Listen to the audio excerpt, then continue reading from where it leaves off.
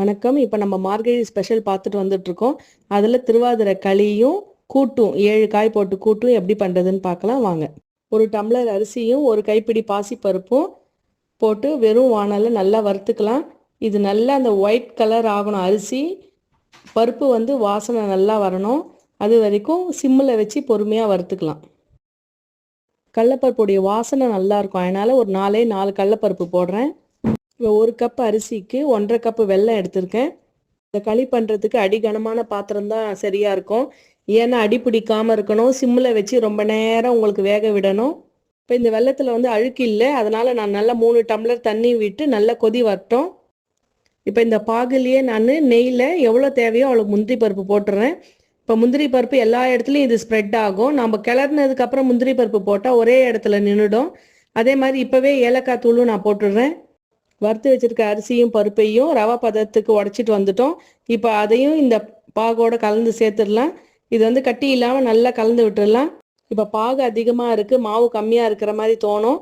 ஆனால் அது வெந்துட்டே வர வர உங்களுக்கு எல்லா தண்ணியும் இழுத்துக்கும். நட்சத்திரங்கள்லேயே 2 நட்சத்திரத்துக்கு தான் திருன்ற அடைமொழி இருக்குது. ஒன்று திருவோணம், இன்னொன்று திருவாதிரை. சிவனுக்குரிய முக்கியமான அபிஷேக நாள் இது. இது வேகிறதுக்கு ஒரு 10 நிமிஷம் எடுத்துக்கும். நம்ம சிம்மிலேயே வச்சு நல்லா பொறுமையாக மூடி போட்டு வேக வச்சிட்டோன்னா ஈஸியான ரெசிபி இது. நெய் கூட ரொம்ப அதிகம் தேவையில்லை. உங்களுக்கு பார்க்கறதுக்கு இலசாக இருக்கிற மாதிரி இருக்குது. கொஞ்சம் நேரம் ஆக ஆக இது நல்ல களி மாதிரி டைட்டாக ஆகிடும். அடுத்து நம்ம கூட்டு பண்ண போகிறோம். அதுக்கு நான் 7 காய் எடுத்திருக்கேன். இந்த கூட்டுக்கு வந்து வறுத்து அரைச்சி செய்ய போகிறோம். அப்போ தான் அந்த வாசனை நல்லாயிருக்கும். பரங்கிக்காய், அவரைக்காய், சக்கரவள்ளி கிழங்கு, கேரட், பீன்ஸ், அவரைக்காய், கட்டின கருப்பு மூக்கல்ல இருக்குது, அதையும் இதோடு சேர்த்துட்றேன். இப்போ மஞ்சள் பொடி போட்டு இதை வேக விட்டுடுறேன். இப்போ அடுத்து வறுத்து அரைக்கிறதுக்கு ஒரு பேனில் 2 ஸ்பூன் கடலைப்பருப்பு, 1 ஸ்பூன் உளுத்தம்பருப்பு, 2 ஸ்பூன் தனியா, ஒரு 4-5 காஞ்ச மிளகா, கொஞ்சமாக தேங்காய், அரிசி 1 ஸ்பூன் எல்லாம் போட்டு நல்லா அந்த வாசனை நல்லா வர்ற வரைக்கும் வறுத்துக்கலாம். இப்போ புளி கரைச்சி ஒரு கிண்ணத்தில் வச்சுருக்கேன், அதை ஊற்றிடலாம்.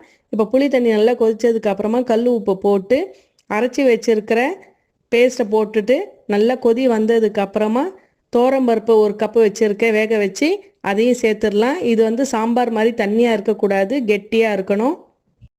இந்த கூட்டில் நாட்டுக்காய் சேர்த்தா தான் அதோடைய டேஸ்ட் நல்லாயிருக்கும். இப்போ பேனில் எண்ணெய் விட்டு கடுகு, காஞ்ச மிளகா, பெருங்காயம், கருவேப்பிலை, கொத்தமல்லி, வேர்க்கடலை எல்லாத்தையும் போட்டு நல்லா தாளித்து கொட்டிட்டோன்னா சூப்பராக சுவையான அட்டகாசமாக இந்த களிக்கு ஏற்ற கூட்டு ரெடி ஆயிடுச்சு.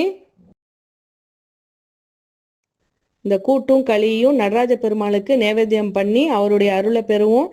வித்யா மைண்ட்ஸ் லைக் பண்ணுங்கள், ஷேர் பண்ணுங்கள், சப்ஸ்கிரைப் பண்ணுங்கள். Tata, bye by.